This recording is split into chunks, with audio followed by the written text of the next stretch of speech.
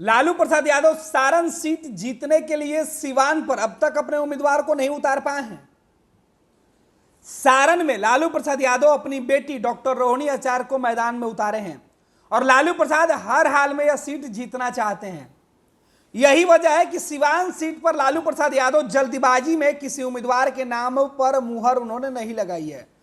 सिवान से कई उम्मीदवारों के नामों की चर्चा खूब है। कई लोग चुनाव के मैदान में उतरकर जनसंपर्क कर रहे हैं और कह रहे हैं कि लालू प्रसाद यादव ने मंजूरी दे दी है। लेकिन सिवान सीट पर उम्मीदवार उतारना लालू प्रसाद यादव के लिए सारण सीट जीतने और हारने का सबसे बड़ा जरिया है।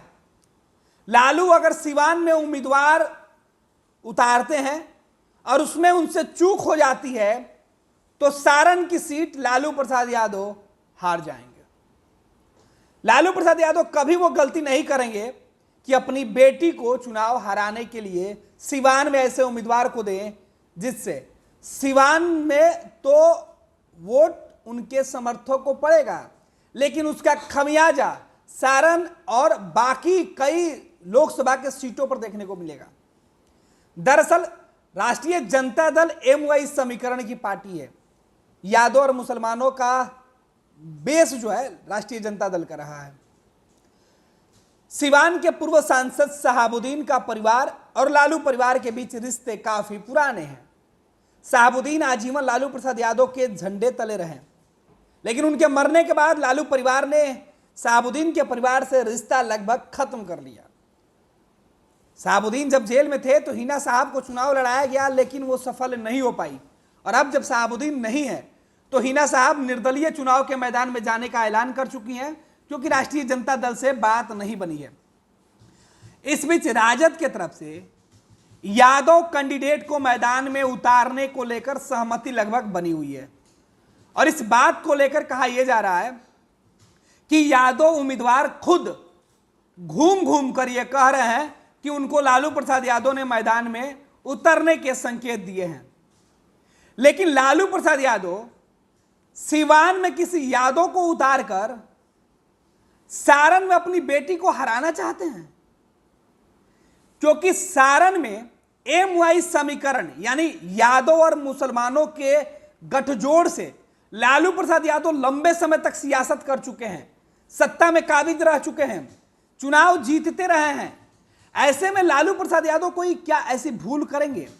लालू प्रसाद यादव जब छपरा से चुनाव लड़ते थे तब उनको यादव और मुसलमान बढ़ चढ़कर वोट किया करते थे, लेकिन 9 में सिवान की सीट हारने के बाद ये माहौल बना कि यादवों ने सिवान में मुसलमान कैंडिडेट को वोट नहीं किया, तो 2014 के चुनाव में मुसलमानों ने सारण में राष्ट्रीय जनता दल को वोट नहीं किया और इस वजह से सारण सीट लालू प्रसाद यादव को हारना पड़ा। सिवान लालू तो हारे ही, सारण भी हार गए। यानी इस बार लालू प्रसाद यादव क्या वही पुरानी गलती करेंगे कि सिवान में अगर किसी यादव को चुनाव के मैदान में उतार देंगे तो वो चुनाव जीतेगा या हारेगा ये तो तय नहीं है, नतीजे 4 जून को आएंगे। लेकिन जिस तरीके से मैसेज निकलेगा कि सिवान में यादव उम्मीदवार को उतारा गया है, हिना साहब अगर वहां से मुस्लिम कैंडिडेट के तौर पर चुनाव लड़ती हैं तो छपरा और सारण के जो मुसलमान हैं वो राष्ट्रीय जनता दल के साथ रहेंगे? ये बड़ा सवाल है। क्या 2009-2014 वाली रणनीति एक बार फिर से वापस मुसलमान नहीं अपनाएंगे? मुसलमान हिना साहब के प्रति उनका जो सीधे तौर पे जो सहानुभूति है, वो सहानुभूति लालू प्रसाद यादव के लिए नुकसानदेह नहीं होगा। अगर लालू सिवान में किसी यादव को कैंडिडेट बनाते हैं तो सारण में उनकी बेटी चुनाव जीतेंगी, इस पर सवाल उठेगा। दरअसल एक आंकड़ा है, आपको बता दें कि सिवान लोकसभा सीट पर अगर हिंदू और मुसलमानों की संख्या के अनुपात पर बात करें तो सिवान में तकरीबन 3 लाख के आसपास मुस्लिम मतदाता हैं।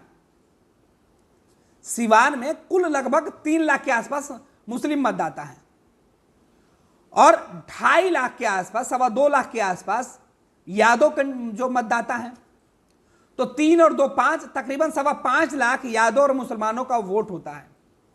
इसके अलावा जो कुशवाहा समाज के लोग हैं उनकी भी आबादी 1.25 लाख के आसपास है, तो 1.25 लाख वोटर, वो भी आबादी ज्यादा है, वोटर 1.25 लाख के आसपास है। वहीं 80,000 के आसपास जो सहनी समाज के लोग हैं वो है। 4 लाख के आसपास जो अगड़ी समाज जाति के लोग हैं, राजपूत, ब्राह्मण, भूमियार, श्रीवास्तव, कायस्थ, इन जातियों का दबदबा है और 4 लाख के आसपास इनकी संख्या है सीवान लोकसभा सीट में। और 2.5 ईबीसी समाज के लोगों का, यानी कि 2.5 लाख ईबीसी समाज के लोगों का सीधे तौर पर इस लोकसभा सीट पर दबदबा है।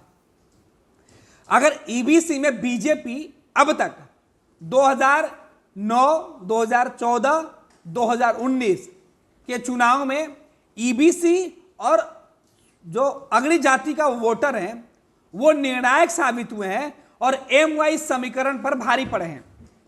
हालांकि इसके पहले 2014 में और 2009 में यादव जाति से सिवान में कैंडिडेट थे तो वो चुनाव जीत गए थे, क्योंकि उस वक्त शहाबुद्दीन यानी मुस्लिम कैंडिडेट से जो यादव जो हिंदू समाज के लोग थे वो एकजुट हो गए थे और यही वजह है कि मुस्लिम कैंडिडेट को हार का सामना करना पड़ा था। लेकिन अब हिंदू और मुसलमानों को एक मंच पर लाकर बाप की पार्टी बनाने वाली राष्ट्रीय जनता दल के सामने सारण सीट जीतने का अगर लक्ष्य है तो सिवान में यादव कैंडिडेट से बचना होगा। सिवान में अगर किसी यादव को कैंडिडेट बनाया जाता है तो उसका खमियाजा 3 लाख वोटर जो हैं वो सीधे तौर पर राष्ट्रीय जनता दल से दूर हो जाएंगे। और 3 लाख अगर सिवान में मुसलमान दूर होते हैं तो छपरा में जाकर इनकी संख्या 10.8% हो जाती है। सारण में जो मुस्लिम हैं, सारण के जो वोटर हैं उसमें 10% मुसलमान हो जाते हैं और 10% मुसलमान सारण में रोहनी के खिलाफ अगर चले जाएंगे तो रोहनी का सांसद बनने का सपना चकनाचूर हो जाएगा। हालांकि यहाँ जो अगड़ी जाति के जो वोटर हैं उनकी भी अच्छी खासी तादाद है छपरा में, लेकिन अगर यादव की बात करें छपरा में तो 1,26,000 के आसपास यादव हैं छपरा में, सारण में। तो ये सारण में 1 लाख के सहारे लालू प्रसाद यादव की बेटी चुनाव नहीं जीत सकती हैं। अगर उनको मूल जो वोटर हैं, मुसलमान हैं, ईबीसी हैं, अगर इनका सपोर्ट उनको नहीं मिलता है तो, और ये सपोर्ट तब मिलेगा जब अपने सटे हुए लोकसभा सीटों पर लालू प्रसाद यादव उम्मीदवारों के चयन में विशेष ख्याल रखें, क्योंकि सिवान के बाद गोपालगंज की जो सीट है वो भी खाली है। दरअसल ये बातें इसलिए भी कही जा रही है, राजनीतिक जानकारी मानते हैं कि 2020 के विधानसभा चुनाव के नतीजे जब सामने आए तब मुसलमानों ने बढ़ चढ़कर राष्ट्रीय जनता दल के साथ खड़े होकर वोट किया था। हिना साहब तब राजद के साथ खड़ी थी। विधान परिषद का जब चुनाव हुआ तब भी हिना साहब जो मुस्लिम कैंडिडेट को छोड़कर यादव उम्मीदवार के साथ वो घूमती रही। यादव 2020 के चुनाव में, विधान परिषद के चुनाव में भी वो राष्ट्रीय जनता दल के उम्मीदवार के लिए घूमती रही। तो मुसलमानों की गोलबंदी हुई और इस वजह से मुसलमानों के साथ आने के वजह से 2020 के विधानसभा चुनाव में सारण, गोपालगंज और सिवान की लोकसभा सीटों पर राष्ट्रीय जनता दल को बड़ी बढ़त मिली थी। वहीं शहाबुद्दीन की पत्नी की नाराजगी का खमियाजा गोपालगंज के उपचुनाव में राष्ट्रीय जनता दल को भुगतना पड़ा था।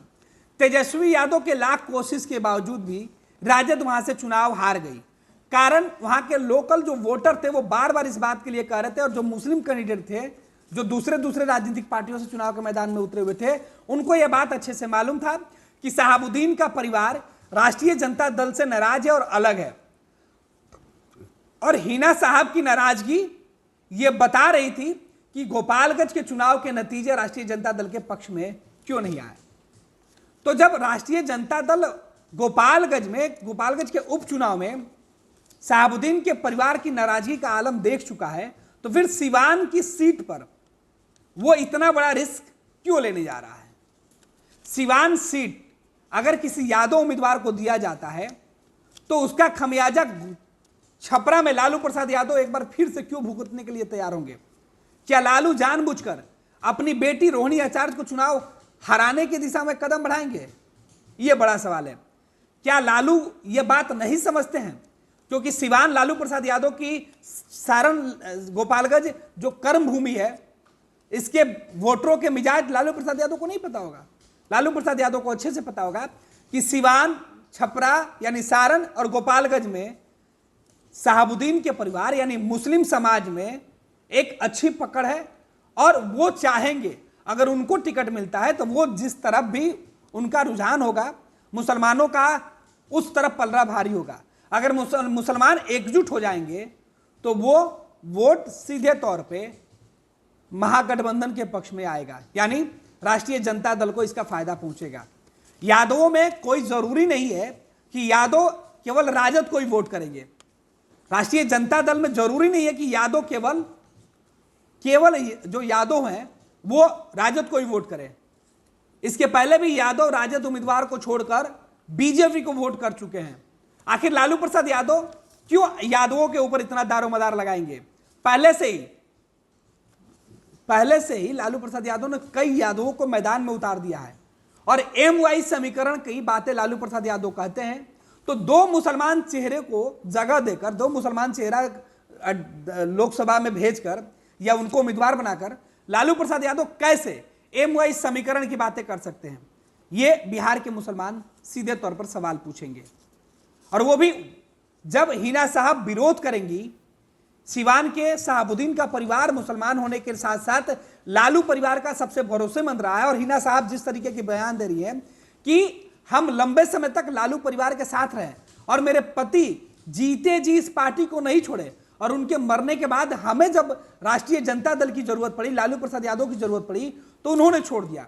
तो क्या हिना साहब और मुसलमानों का सेंटिमेंट वाला जो वोट है वो लालू प्रसाद यादव को नुकसान नहीं करेगा? यह बड़ा सवाल है।